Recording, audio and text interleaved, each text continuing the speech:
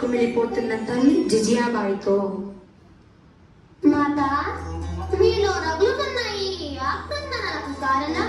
నా పుట్టిల్లే లేకుండా చేసి మెట్టింట్లో వంశవృక్షమైన మామగారినే కుతంత్రంతో హతమార్చిన దుర్మార్గుడు ఆ సుల్తానుడు. మీ తండ్రి సోదరునికి దూరమై కట్టిన తాళిని కన్న ప్రేమని మరచి అశ్రుజ్వాలలతో తపిస్తున్న నా ఈ ఆవేదన కారణమైన వారి అధికార దాహాన్ని దహించి వేయాలన్నదే నా ప్రతీకార వాంఛ.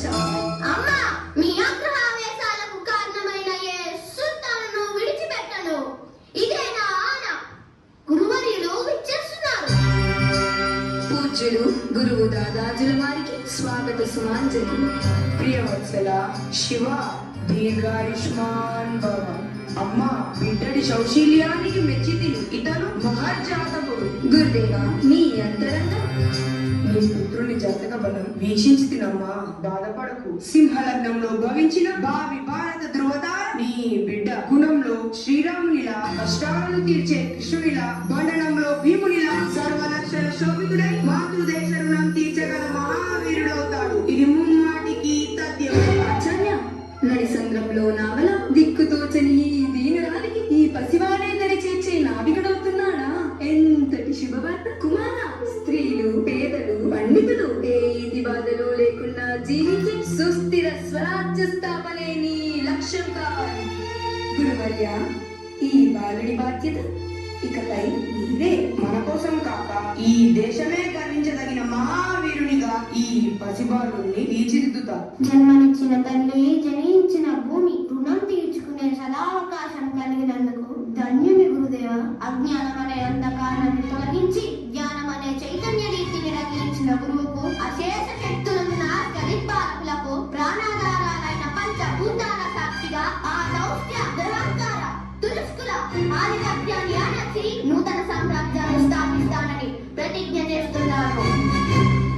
ఈ విధంగా తల్లి ద్వారా ధైర్యాన్ని, గురువు ద్వారా స్థైర్యాన్ని పుణికి పుచ్చుకున్న శివాజీ 16 ఏళ్ల ప్రాయంలోనే సకల విద్యా పారంగతులై మెరుగులాంటి సైన్యాన్ని సమకూర్చుకొని ఉరకలేస్తున్న ఉప్పెనల గోరల దుర్గాన్ని తొలిగా జయించి విజయోత్సాహంతో కళ్యాణ దుర్గాన్ని కబలించడానికి తన సైన్యాన్ని పంపగా జయంతో తిరిగి వస్తారు. అప్పుడు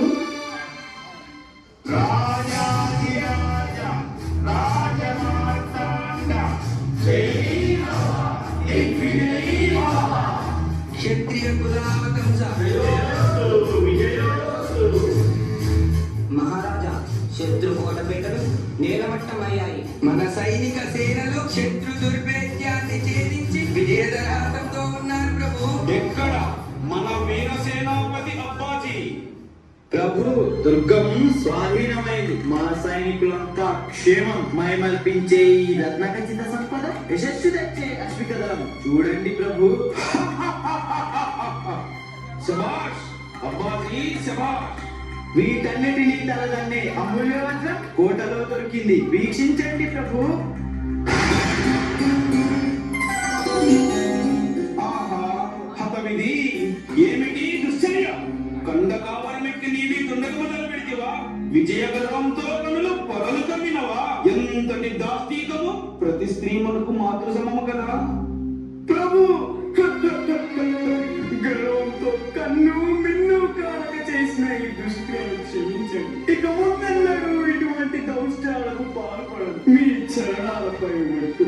సైరిబొమ్మాత, మా సర్దారుని తప్పు మన్నించు. మీ సుందర రూపం నా తల్లికి ఉంటే నేను ఇంకా సౌందర్యముగా పుట్టేవాడిని. ధరణిపై స్త్రీలు సంచరించే పవిత్రమైన దేవతా స్వరూపులు. సైనికులారా, ఈ పవిత్రురాలిని సారిచేలతో సాగనంపండి. ఏమీ నా భాగ్యము! బద్దీనై వచ్చిన నా బంధాలను తెచ్చి భావితలకు భాగ్య విధాతగా సాగనంపుతున్న ఓ మహనీయ, నీకు వందనం. ఇది వరకు మీ ఖ్యాతి విన్నదే గాని నేడు కనులారా కాంచితిని. మీ ఘనత ఆ చంద్రార్క స్థాయిగా నిలిచి ఉంటుంది.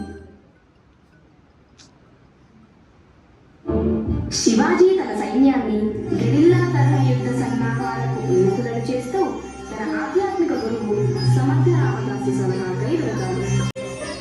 దైవాంశ సంభూతులు శ్రీ సమర్థ రామదాసుల వారికి నా ప్రణామాలు.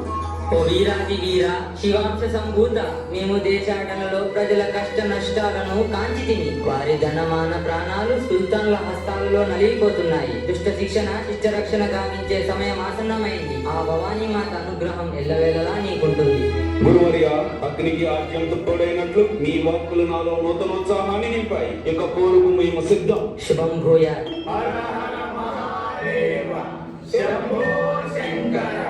ఎన్నాళ్ళి బానిసత్వం ఇంకెన్నాళ్ళి పరాయితత్వం ఆకలికి అలమటించా అవమానాలు భరించా తల్లి పాత్రాగి రొమ్ము గుర్తుతున్న ఆ నీచుల కరములను మన కరవాలంతో ఖండించి ప్రక్షాళనగా విద్దాం. మావలీయ సేనలారా రణరంగంలో ప్రతి సైనికుడు విజృంభించి వందల మంది శత్రు సైనికుల గుండెలను చీల్చి ఆ రక్త కుటీర్లలో మన స్వరాజ్య ధర్మ పతాకాన్ని ఎగురవేసి మీ తల్లికి పాదాభివందనం చేద్దాం. జయ హో భరతమాత జయ హో. మహారాజా దొరికిన వారిని దొరికినట్లు దుర్ముదా ఇక సమర శంఖం పూరిద్దాం. आओ शिवाजी भाई आओ